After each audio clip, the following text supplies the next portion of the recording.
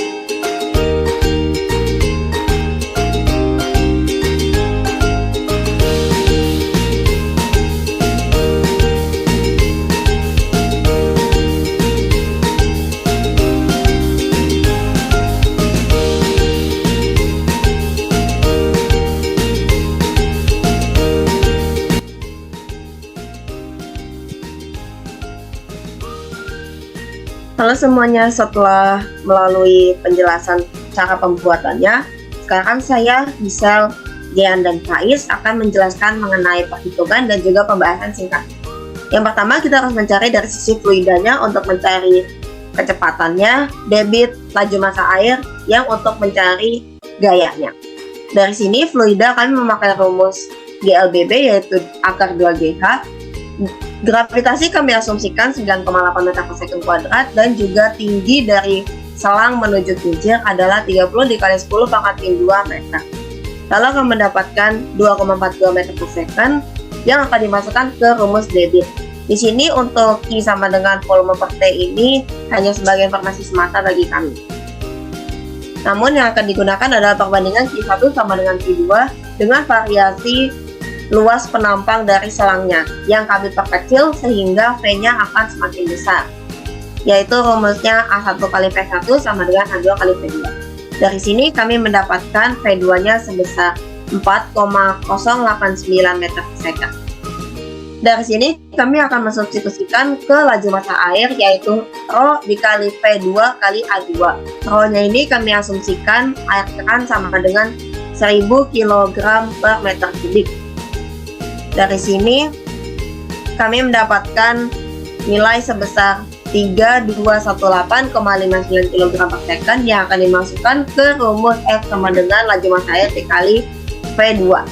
Dari sini kami mendapatkan 13160,69 liter. Nah, dari sini dilanjutkan oleh Jean mengenai mekanika. Terima kasih Gisel. Saya akan lanjutkan. Di sini kita akan tinjau torsinya. Torsinya itu dikali dari gaya yang tadi di Gisel dapat, dan kita kali juga dengan jarak dari selang tadi, dan yang kita dapat ini 3948,207 Newton meter untuk si torsinya. Dan kemudian kita tinjau untuk inersianya. Inersianya ini didapat dari 3 peninjauan ya. satunya itu ada tinjauan dari sumbu putar, satunya ada dari sumbu pusat, dan satunya lagi ada inersia dari si magnet yang sebagai beban. Yang kita tahu di sini dari perhitungan dapat setengah dikali massa silinder dan dikali sama jari-jari kuadrat, dan ditambah sama massa silinder lagi dikali dengan panjang silinder dikali dibagi pangkat 2 dibagi 4, habis itu ditambah sama massa magnet dikali sama jarak si magnet dipangkatkan 2 dibagi 4. Yang kita tahu di sini kita dapatkan hasilnya untuk inersia adalah 0,001145 kg meter kuadrat.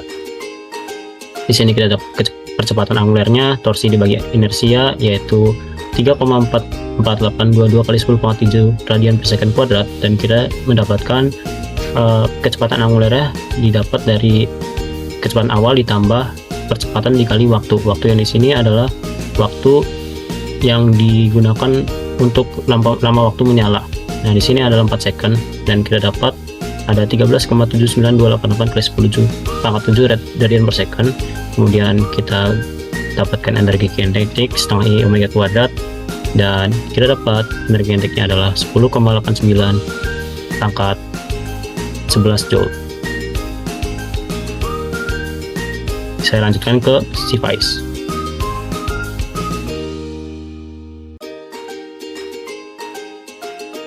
Oke, akan saya lanjutkan. Di sini saya akan menjelaskan dari sisi elektrikanya. Nah, sebelumnya kita harus mencari tahu terlebih dahulu besar dari medan magnet dari magnet neodymium yang kita gunakan, di mana kita menggunakan aplikasi magnetometer, lalu didapat bahwa besar medan magnetnya itu sebesar 5290 mikrotesla. Nah, selanjutnya kita mencari flux dari medan magnetnya menggunakan rumus BA cos theta, di mana A di sini merupakan luas permukaan dari botol yang kita gunakan. Nah, didapat bahwa besar dari flux magnetnya itu sebesar 3,00181 kali 10 pangkat minus 5 Weber. Nah, selanjutnya kita akan mencari GGL induksi menggunakan rumus N dikali dengan perubahan flux dibagi dengan perubahan waktunya, di mana N di sini merupakan jumlah lilitan dan yang kita gunakan sebanyak 530 lilitan, dan perubahan flux berdasarkan yang sudah kita cari sebelumnya, dan perubahan waktu ini didapat dari percobaan yang kami lakukan. Didapat bahwa besar dari GGL induksinya itu sebesar 0,0398 volt. Nah, selanjutnya untuk mencari kuat arusnya itu membagi GGL induksi dengan hambatan lampunya. Nah, hambatan lampu itu sendiri dicari menggunakan rumus dari resisitivitas dikali dengan panjang dari lampunya dibagi luas penampangnya, dan didapat bahwa hambatan lampunya itu sebesar 0,01 ohm.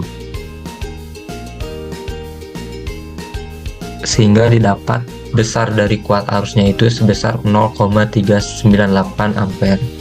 Nah, untuk mencari daya disipasinya kita mengkalikan GGL induksi dengan kuat arus. Namun kuat arus yang digunakan di sini merupakan kuat arus yang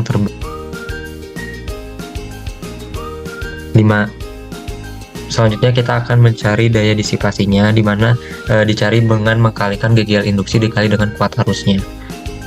Dan kuat arus ini didapat berdasarkan dari yang terbaca dari multimeter, yaitu sebesar 1,2 ampere. Didapat bahwa dayanya itu sebesar 4,776 kali 10 pangkat minus 3 watt. Selanjutnya untuk mencari energi dari elektrika ini, kita mengkalikan daya yang sudah didapat tadi dengan waktu dari percobaannya. Didapat sebesar 1,914 kali 10 pangkat minus 2 joule. Selanjutnya untuk mencari efisiensinya itu sendiri, kita membagi energi dari elektrika yang didapat dari elektrika dibagi dengan energi yang didapat dari mekanika dikali dengan 100%. Bisa dilihat bahwa besar efisiensinya itu sebesar 1,75427 kali 10 pangkat minus 2%. Efisiensi ini tentunya terdapat galat. Dari galat tersebut kami membahasnya seperti asumsi bahwa laju airnya itu laminar, padahal lajunya berubah-ubah dari selang menuju pinggirnya. Lalu kami yang mengasumsikan row air keran sebagai 1000 kg per meter kubik, padahal pasti lebih dari itu karena kandungan-kandungan lainnya. Karena air keran itu bukanlah sebuah air murni. Selanjutnya, kami juga mengasumsikan bahwa tabung berupa silinder sempurna, sehingga momen inersianya tentu saja berbeda apabila kami menghitungnya dengan cara yang lain apabila tidak diasumsikan sebagai silinder sempurna.